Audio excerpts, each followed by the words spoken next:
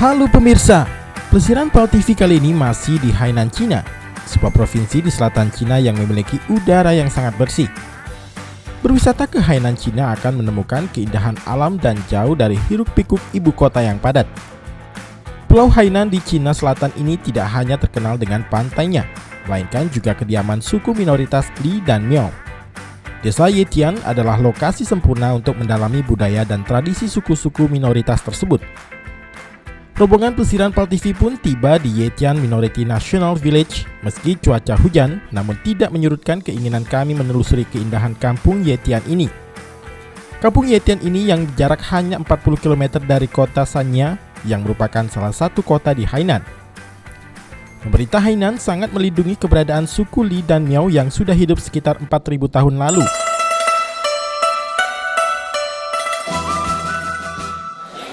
PAL TV, sekarang saya ada di Miao Village namanya, jadi suku minoritas di Hainan. Di sini memang suasananya etnik sekali, banyak barang-barang kuno, barang-barang yang ratusan tahun, dan juga tadi dilihat ada kepala kerbau, mereka mempunyai upacara yang unik, dan banyak cerita yang ada di suku Miao ini. Mau lihat keseruannya? Yuk saya.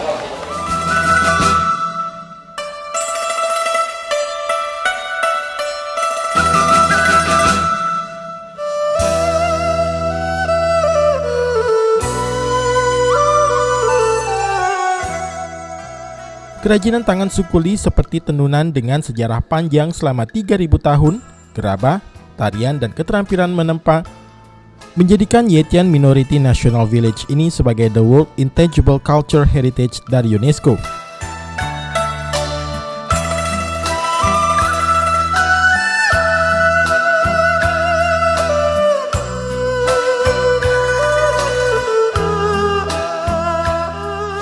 Li kebanyakan membangun perkampungan di sekitar aliran sungai dan membangun rumah dari bahan bambu agar udaranya sejuk. Suku Li suka memakai baju berwarna hitam-hitam, sedangkan suku Miao suka menggunakan baju yang berwarna-warni. Jika diamati, suku Li mirip dengan suku Dayak yang ada di Kalimantan, sama-sama menyenangi pakaian berwarna hitam. Yang laki-laki sama-sama suka menggunakan tato dengan tinta dari tumbuhan dan wanitanya suka menenun.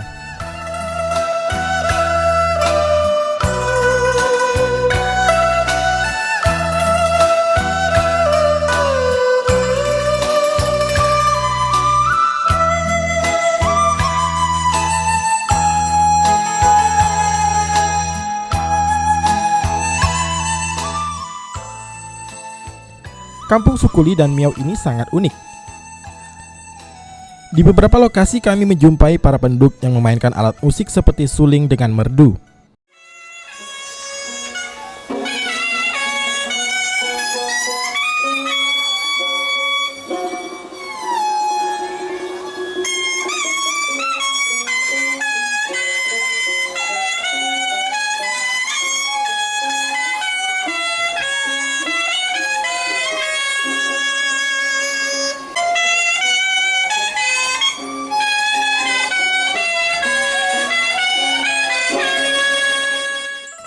Termasuk pula penyambutan di pintu masuk dengan pakaian khas suku Miao dan Li. Sebagai sebuah pemukiman zaman dahulu, memang keberadaan suku Li dan Miao ini identik dengan kesederhanaan dan kuno.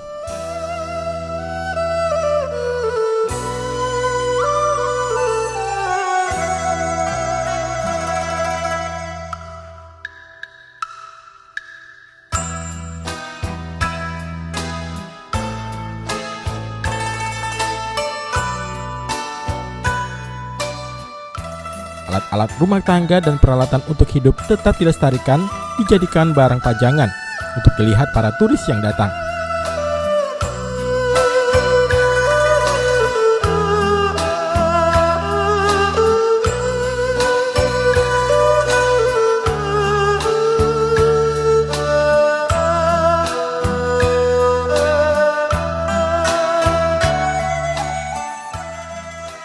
Sekarang saya ada di suku minoritas di Hainan, suku Miao.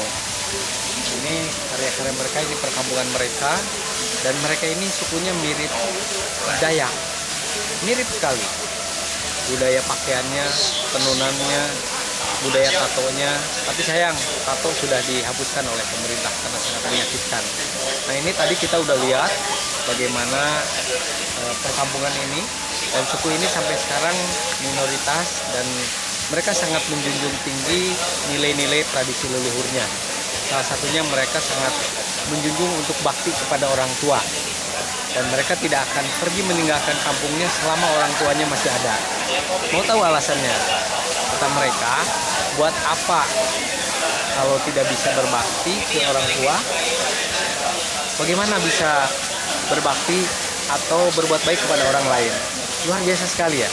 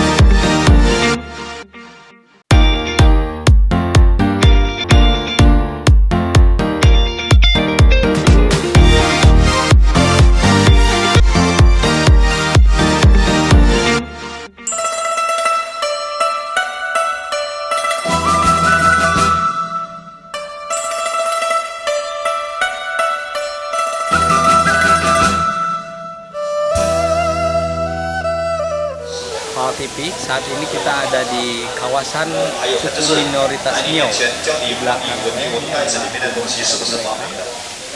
kalau tadi bisa dilihat ada potongan kepala terbang kerbau untuk upacara mereka.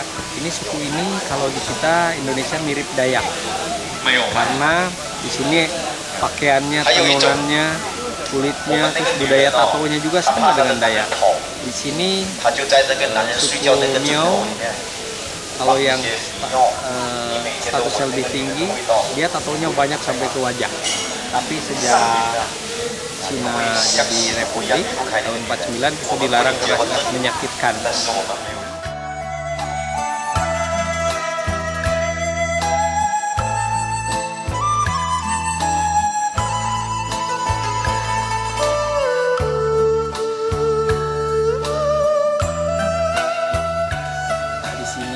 Ada kerajinan khas suku Moi, yaitu perak.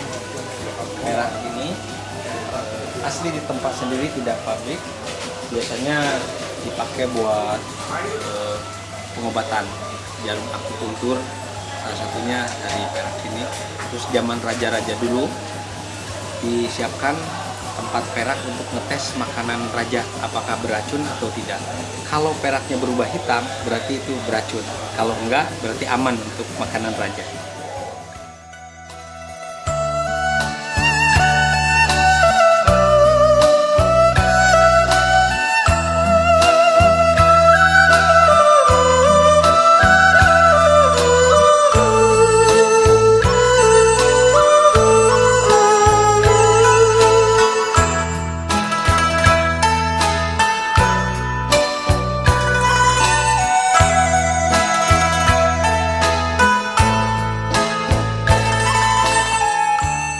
Puas berkeliling di kampung tua Yetian, kami keluar lokasi wisata dan tentu saja melewati pasar oleh-oleh. Di sini banyak dijual pernak-pernik untuk oleh-oleh, mulai dari aneka perhiasan, baju, tas, boneka, dan banyak lagi. Soal harga jangan khawatir, semua dijual murah dan di sini boleh tawar-menawar. Sepanjang kiri kanan lorong keluar dari perkampungan Yetian ini memang banyak ditemukan toko souvenir. Terakhir, jika di awal masuk perkampungan sempat berfoto, bisa menebus hasil foto dengan harga 10 yuan atau sekitar Rp20.000. Lumayan kan sebagai kenang-kenangan pernah ke Yetian Village di Hainan. Nah, pemirsa Pal TV, saya udah sebut foto. Kita mau keluar, tapi kalau ada yang mau beli oleh-oleh lebih banyak.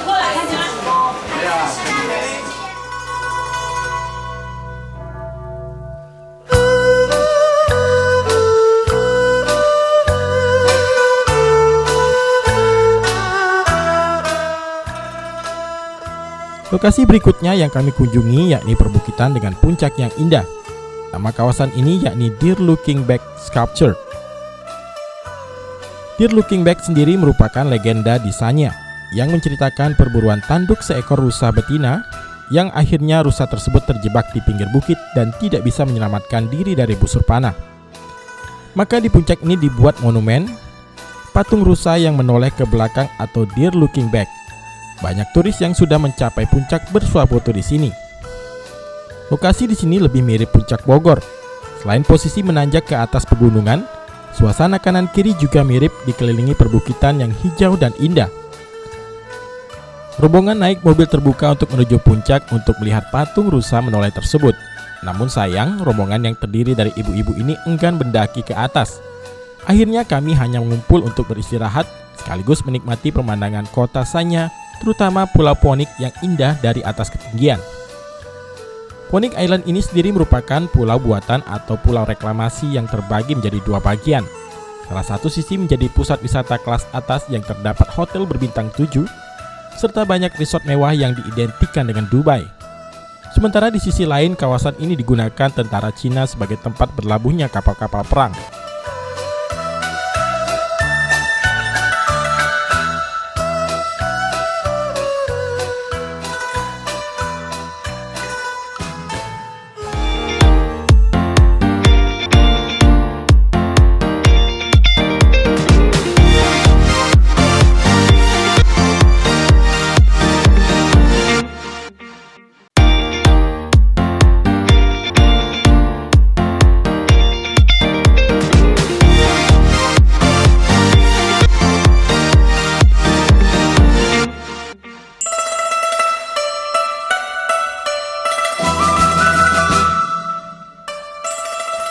Lokasi berikutnya yang kami kunjungi yakni Nanshan Buddhist Culture Park.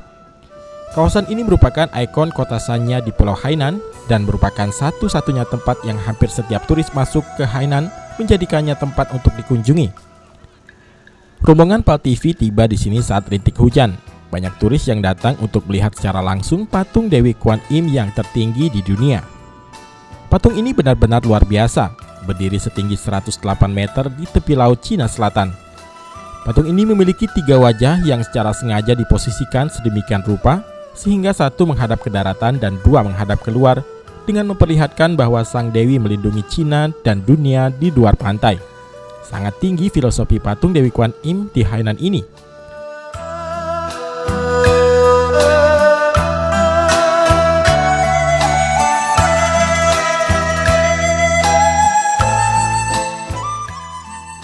Meski wisatawan termasuk kami bukan beragama Buddha atau Konghucu, namun kami senang juga bisa melihat sebuah patung yang indah yang ada di pinggir samudra. Suasana sejuk karena hujan sangat terasa. Nanshan Temple yang memiliki luas 7 km memang indah karena berada di daerah pegunungan yang langsung menghadap lautan lepas.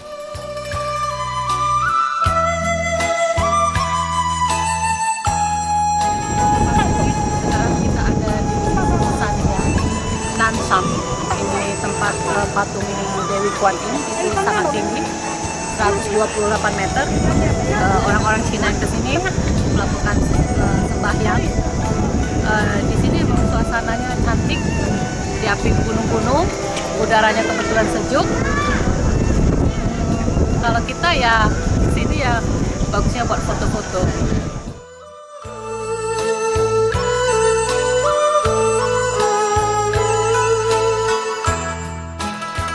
Orang yang datang ke kawasan ini biasanya melakukan ritual sembahyang, Berbagai perlengkapan sembahyang umat Buddha tersedia di sini.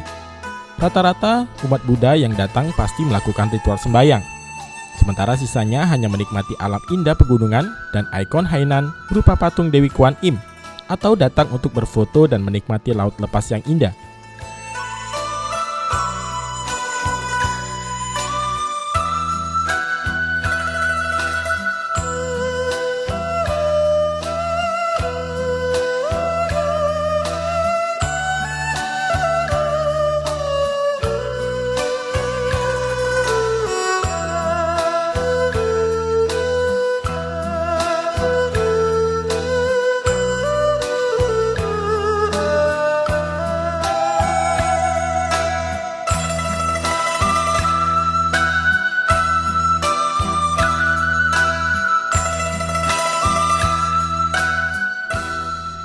Puas menikmati Nanshan Temple Buddhist Culture Park, kami melanjutkan ke salah satu pasar tradisional di Haikou. Pasar oleh-oleh yang murah meriah, menjanjikan banyak dagangan yang sayang untuk dilewatkan.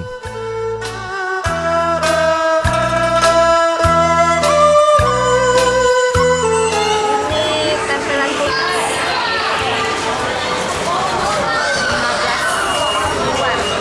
15 yuan itu 30.000.